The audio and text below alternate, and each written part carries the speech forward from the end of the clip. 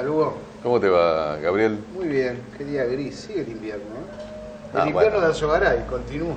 Sí, es un invierno muy benévolo. Bueno, o una primavera fría o un invierno muy benévolo. Tómalo como te guste. ¿Quién nos acompaña? Ricardo Aronqui, economista. Pero hace análisis político. Sí. Es mucho más que un economista. ¿Se puede leer la economía sin la política? No, ¿Por qué? porque decís cosas sin sentido. Si hablas solamente de economía, no estás describiendo la realidad. Terminas describiendo modelos fantasiosos.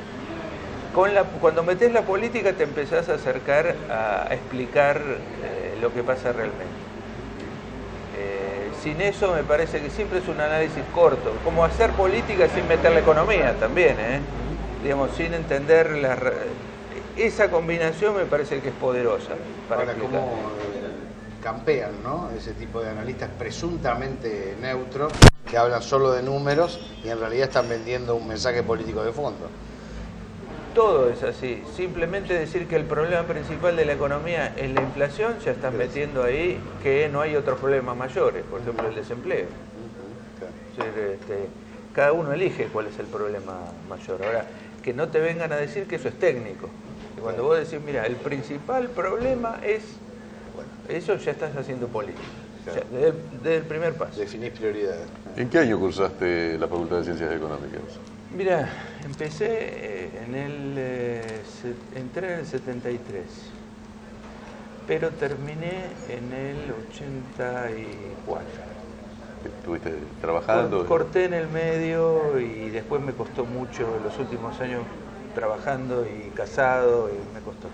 ¿Pero lo dejaste? ¿Tenías dudas de la vocación o...? La verdad que entré con una universidad, seguí con otra, entré con la Primavera Camporista, después vino Talagano. Que también tenía sus irracionalidades. Sus problemas. Yo me acuerdo cuando decían que había que explicar las matemáticas con sentido antiimperialista, resultaba realmente una especie de infantilismo fuerte, ¿no? Sí. Hay exageraciones. Hay exageraciones. Y después, bueno, te tocó toda la facultad de la dictadura. Sí, ahí no estuve unos años afuera y después retomé, todavía había dictadura, pero ya se estaba empezando a caer. En todo ese tiempo era licenciatura en economía. Sí. La política estaba excluida. Claro, cortaron con la carrera de economía política y nunca más volvió a ser economía política. ¿Ni siquiera ahora? No, la democracia no cambió eso. Lo que habla de la democracia también. ¿Por qué? ¿Quién define eso en ciencias económicas? ¿Dónde está el poder allí como para que se marquen trazos en los cuerpos docentes y en los programas de estudio?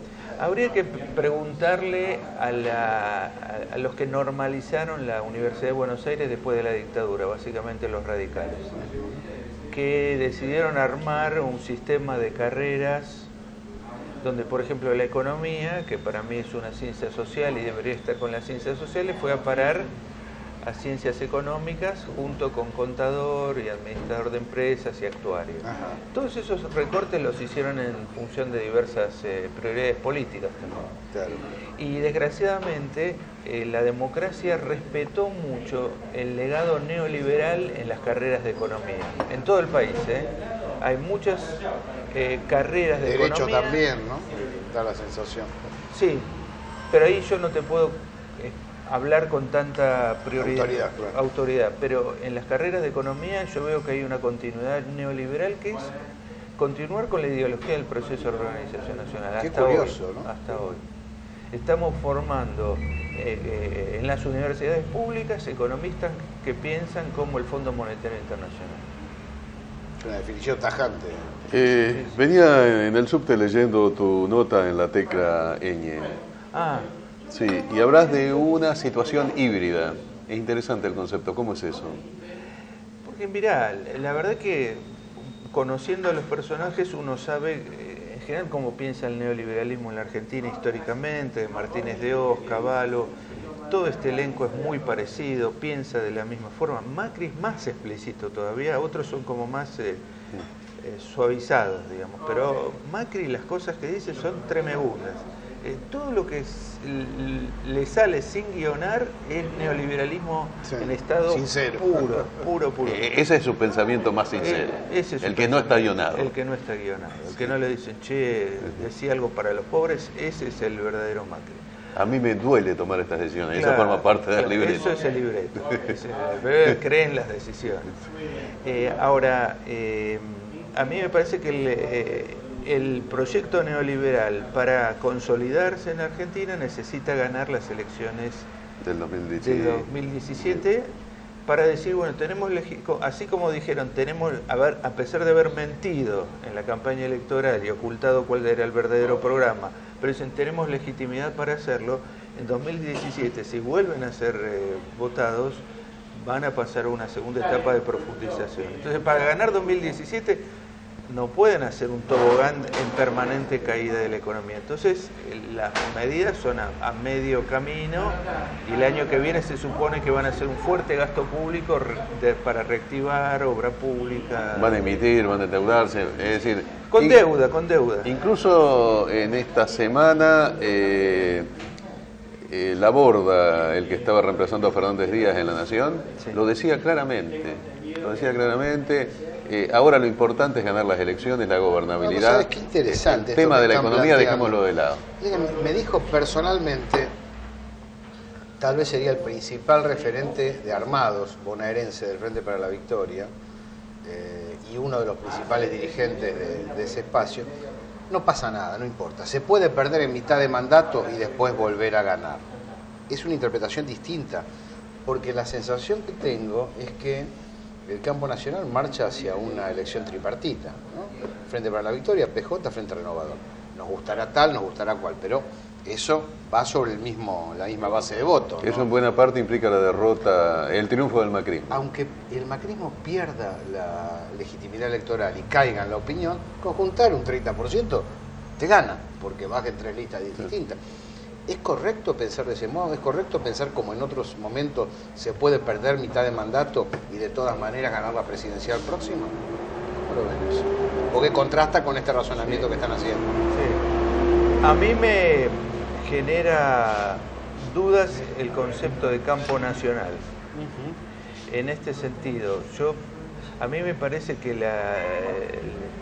el sistema político ideal para la derecha argentina sería un sistema político bipartidista donde haya solamente o neoliberalismo macrista o neoliberalismo peronista, que no es nada descartable porque ya tuvimos neoliberalismo peronista. Entonces, acá el que molesta básicamente es el kirchnerismo, el que hay que sacar del mapa. Ahora, la versión masista del peronismo y la versión justicialista, pejotista, amañada, dispuesta a hacer todas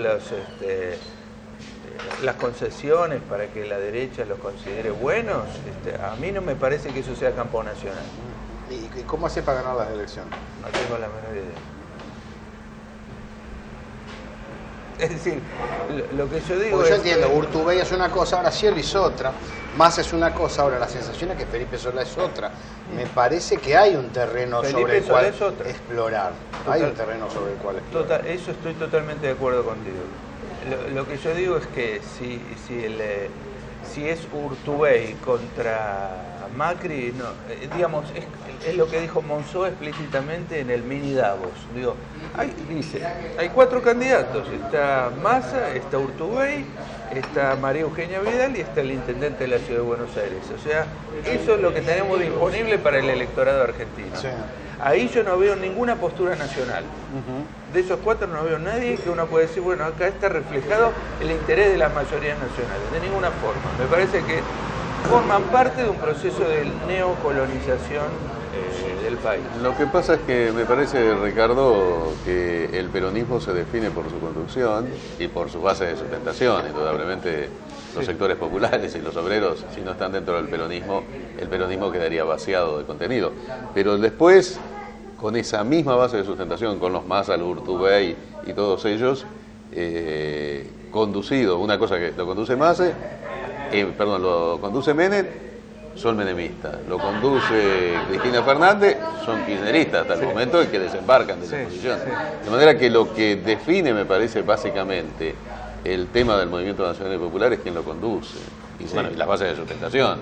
Sería impensable que en un Movimiento Nacional y Popular esté la sociedad rural. Eso está claro y nunca lo estuvo, por otra parte, ¿no? Siempre estuvo enfrente. La Nación nunca estuvo de este lado.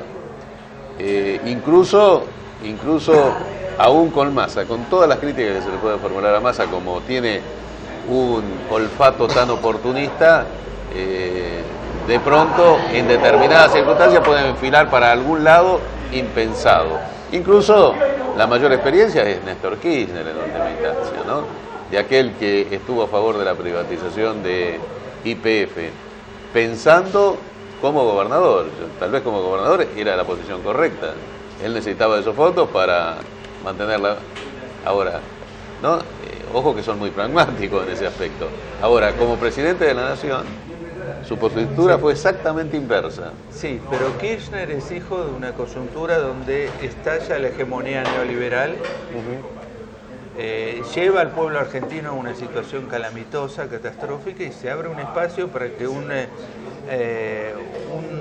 determinado líder pueda sacar de adentro su audacia, digamos, ¿no? Porque me parece que la trayectoria de Kirchner es adentro del PJ, pero cuando puede salir con una cosa más profunda, sale con una cosa interesante. Yo no veo a Massa como producto de una crisis de hegemonía de derecha, más bien como un proceso de reconstrucción de la hegemonía de derecha. Eso es cierto, sí, eso es cierto.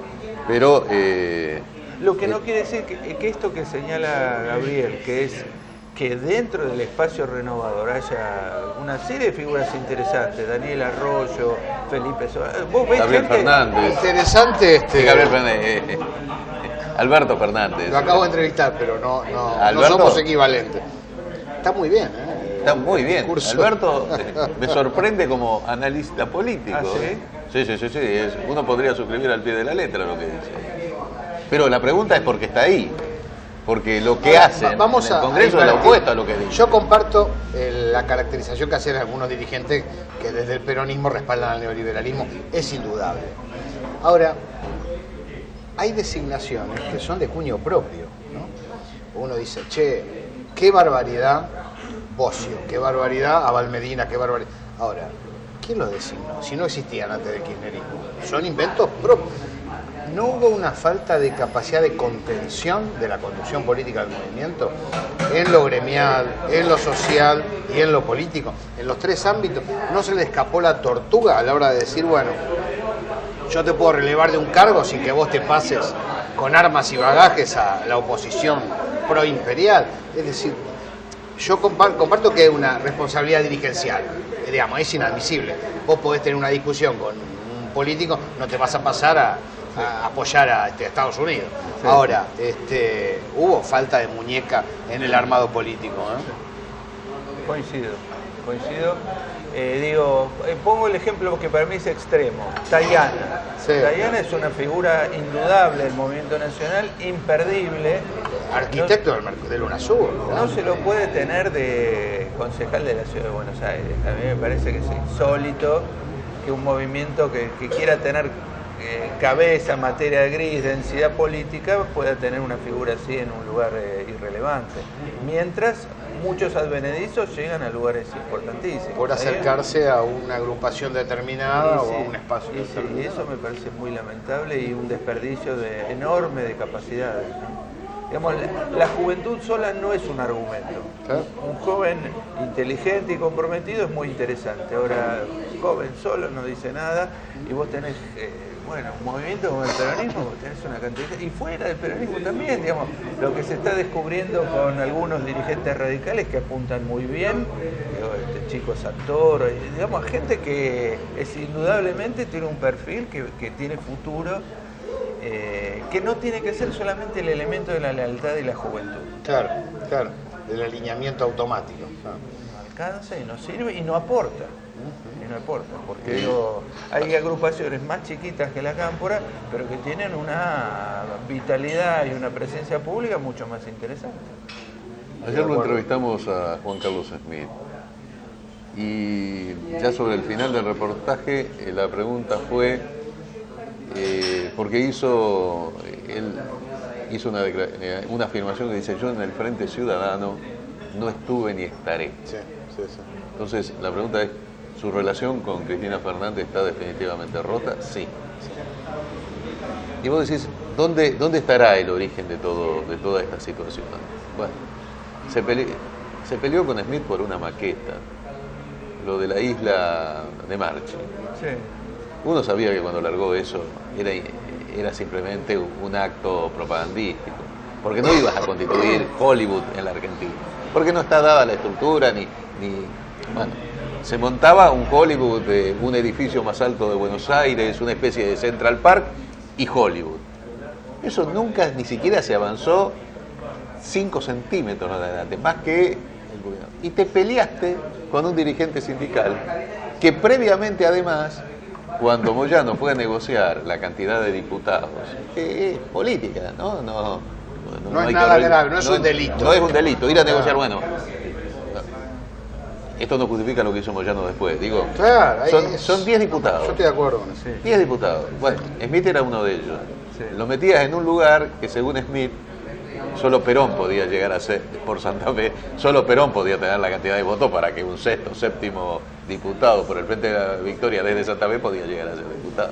Entonces, son cosas... Y además, ¿sabes, Hugo? Apoyando ese razonamiento, ahí estoy muy, muy de acuerdo. En los últimos días, junto con esa aseveración de Smith, gente cercana, en medios, difunde un reportaje tergiversado donde Smith dice: Macri no es el enemigo. Abrís el reportaje, lees adentro lo que dice, hay una extrapolación. ¿Sabes lo que dice Smith? Que sabe de la estructura política y económica argentina. Macri no es el único enemigo. Las corporaciones están detrás de este gobierno. Esa es la aseveración. Ahora, ¿qué necesidad de forzar para demonizar? ¿Qué necesidad de convertir en malo a aquel que critica al Frente para la Victoria? Y bueno, hay que bancarse el debate. Hay que bancarse, porque si no convertís en proimperialista a todo el que no está de acuerdo con una línea determinada. Y no es una casualidad que todos los que se fueron del kirchnerismo lo han hecho con un odio muy fuerte, ¿no? Sí. En línea general, la mayor parte. Pero digo, por eso ponía el ejemplo de Tayana, porque Tayana es un tipo con la densidad política suficiente para decir: me peleé con Cristina, pero yo sé dónde estoy.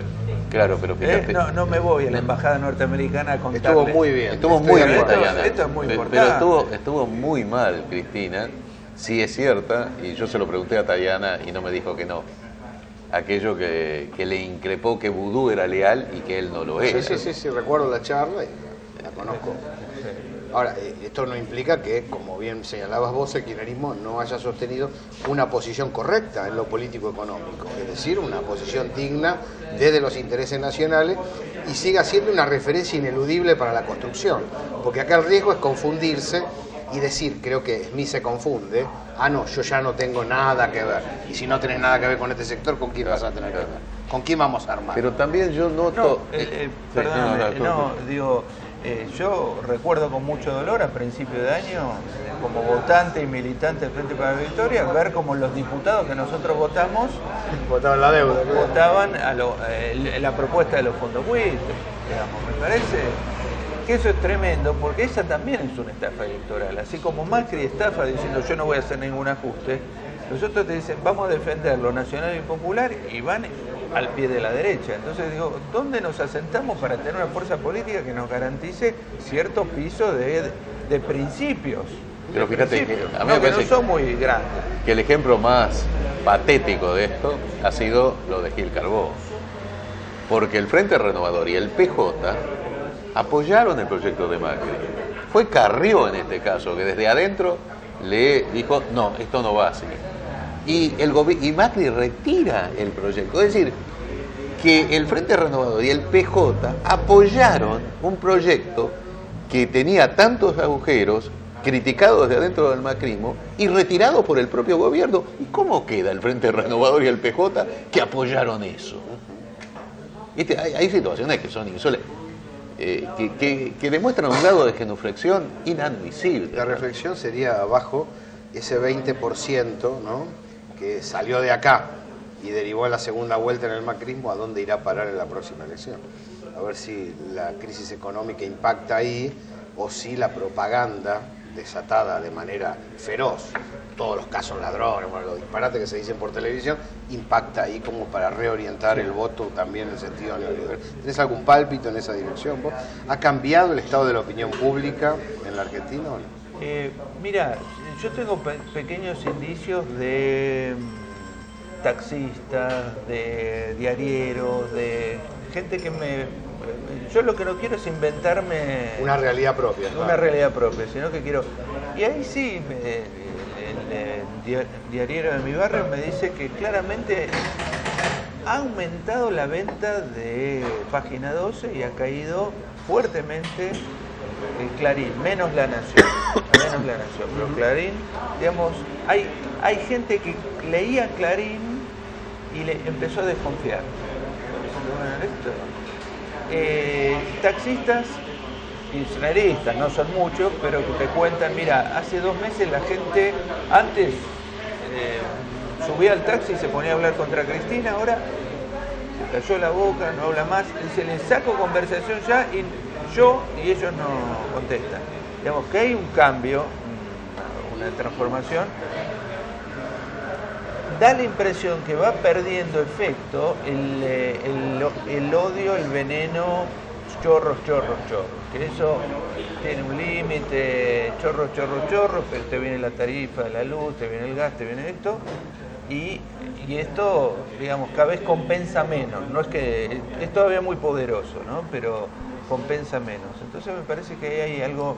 Yo igual no apostaría todo lo económico, de ninguna forma reduciría a lo que va a pasar, que se deteriora lo económico, entonces la gente tiene una iluminación y, digamos, hay una falta de politización.